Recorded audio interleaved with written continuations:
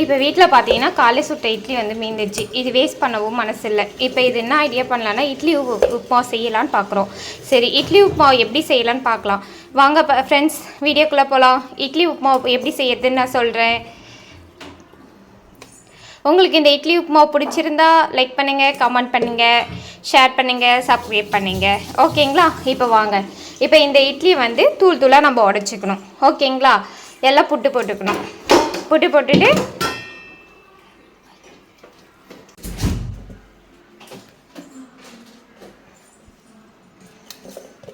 இப்போ நல்லா தூள் தூளாக நல்லா புட்டாச்சு. ஓகேங்களா?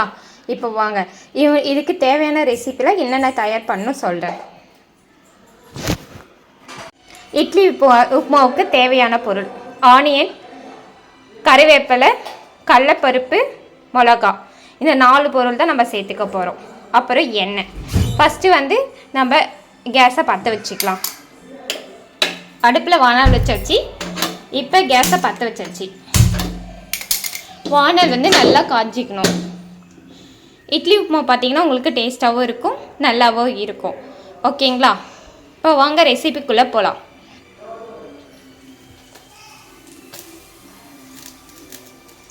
இப்போ பாத்திரம் வச்சாச்சு. பாத்திரம் நல்லா காஞ்சிடுச்சு. காஞ்சிட்ட பிறகு அதில் வந்து ஆயில் சேர்த்துக்கணும். தேவையான அளவு ஆயில் எடுத்துக்கணும்.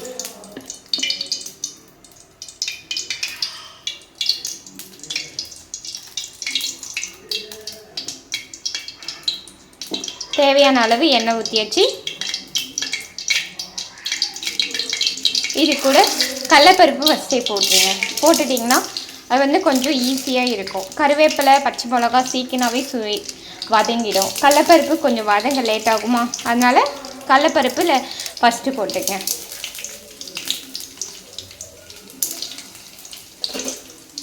கடலைப்பருப்பு போட்டு கிளறி விட்டுக்குங்க. இப்போ கொஞ்சம் லைட்டு ஹீட் ஆயிடுச்சு. இது கூட கறிவேப்பிலையும் மிளகாவும் சேர்த்துக்குங்க.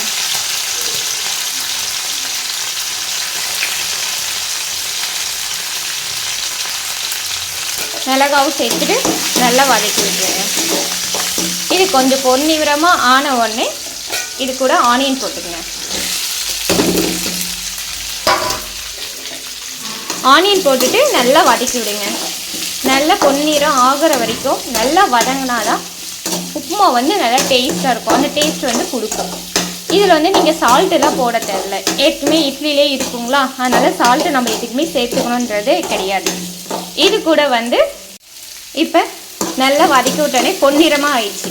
பொன்னிறமாக ஆனவுடனே இது கூட லைட்டாக மஞ்சள் சேர்த்துக்குங்க.